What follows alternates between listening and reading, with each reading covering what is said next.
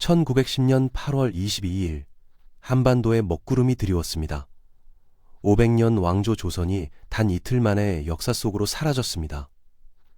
어떻게 이런 일이 가능했을까요? 그 운명적인 48시간 속으로 들어가 보겠습니다. 시간을 거슬러 1910년 8월 16일로 돌아가 봅니다. 경성의 아침은 평소와 다름없이 시작됐습니다. 종로거리에는 상인들의 외침이 울려 퍼지고 궁궐담장 밑 지나는 백성들은 오늘도 평범한 하루를 기대했습니다. 하지만 창덕궁 깊숙한 곳에서는 조선의 심장이 멈춰가고 있었습니다. 그날 대한제국 총리 대신 이완용은 통감부로 향했습니다. 그의 손에는 조선 백성의 운명을 결정할 문서가 들려 있었습니다. 일본 통감 데라우치 마사타케가 준비한 한일 병합 조약, 이미 결말은 정해져 있었습니다. 일본은 수십 년간 공들여 짠 그물망을 이제 조일 준비를 마쳤습니다. 1876년 강화도 조약, 그것이 시작이었습니다. 포함 외교로 강제로 문을 연 조선, 일본은 천천히 그러나 확실하게 조선을 장악해 갔습니다. 1894년 청일전쟁으로 청나라의 영향력을 제거하고 1904년 러일전쟁으로 러시아마저 한반도에서 몰아냈습니다. 조선을 지켜줄 수 있는 강대국은 더 이상 없었습니다. 1905년 을사늑약, 그 치욕의 순간을 기억합니다. 일본군이 군권을 포위한 가운데 대신들은 밤새 회의를 강요당했습니다. 찬성하는 자들에게는 거액의 뇌물이, 반대하는 자들에게는 총칼의 위협이 기다렸습니다. 고종 황제는 결제를 거부했지만 이미 조약은 발표됐습니다. 외교권을 빼앗긴 대한제국은 사실상 일본의 보호국이 됐습니다. 그로부터 5년, 일본은 마지막 단계를 준비했습니다. 1907년 고종 황제는 헤이그 특사 파견 사건을 빌미로 강제 퇴위당합니다. 순종이 즉위했지만 그는 이미 허수아비에 불과했습니다.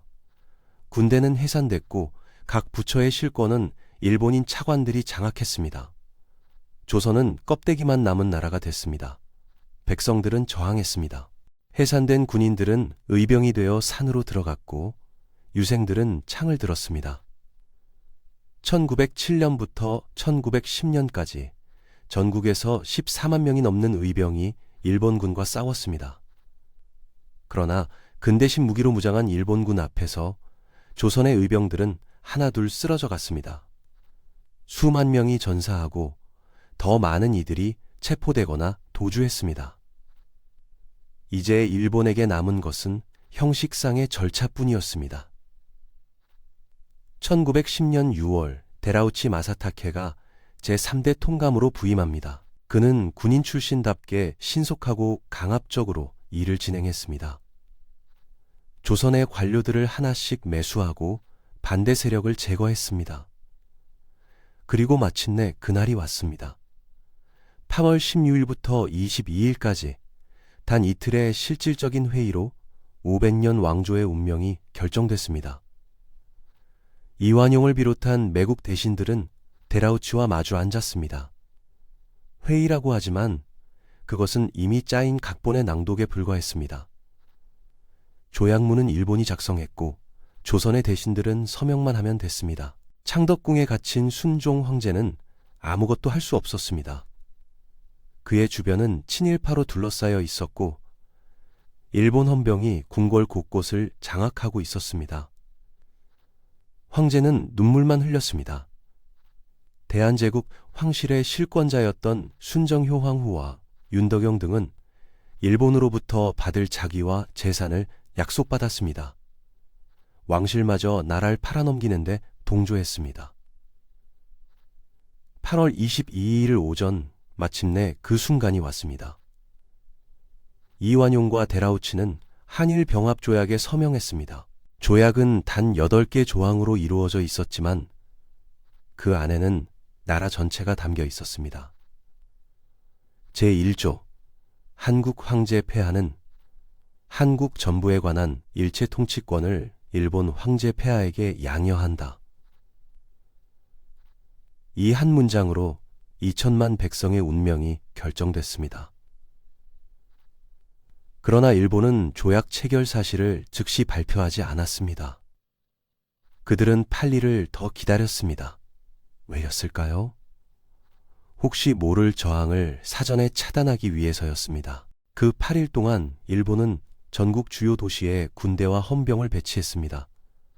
언론을 통제하고 독립운동가로 의심되는 인사들을 체포했습니다. 모든 준비가 끝났을 때 비로소 조약을 발표했습니다. 8월 29일 대한제국이 사라진 날입니다. 신문에는 순종 황제의 조칙이 실렸습니다. 짐은 시세와 형편을 헤아려 병합조약을 제거하고 한국 통치권을 일본 황제에게 양려한다. 하지만 이 조칙이 과연 순종의 진심이었을까요? 그는 끝까지 눈물을 흘렸다고 전해집니다. 백성들의 반응은 충격과 절망이었습니다. 종로 거리에는 통곡 소리가 울려 퍼졌습니다. 전국 곳곳에서 자결하는 이들이 나타났습니다.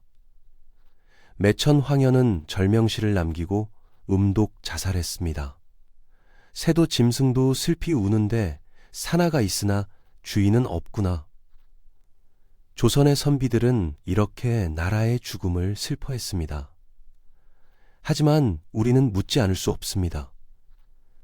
정말 단 이틀 만에 무너진 것일까요?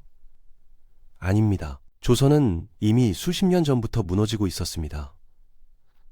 낡은 제도를 개혁하지 못했고 외부 세계의 변화를 읽지 못했습니다.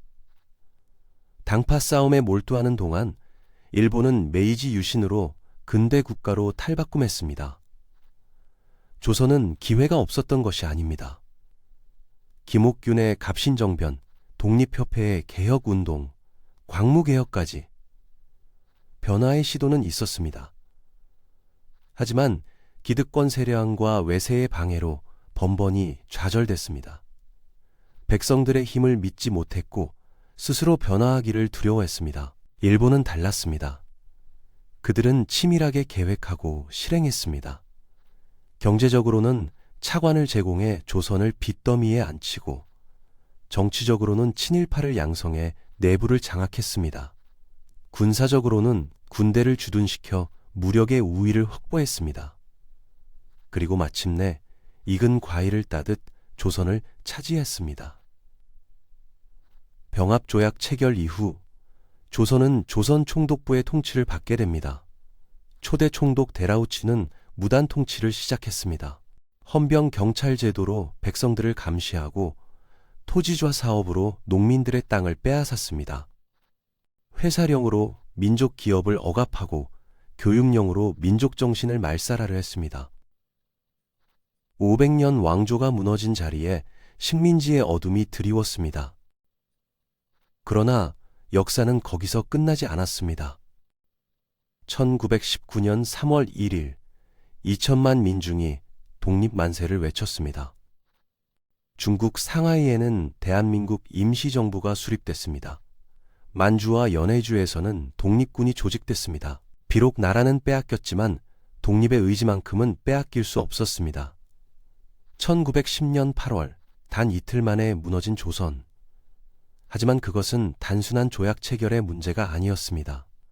개혁의 실패, 분열된 지도층, 백성을 외면한 권력, 그리고 제국주의 열강의 침탈, 이 모든 요인이 복합적으로 작용한 결과였습니다.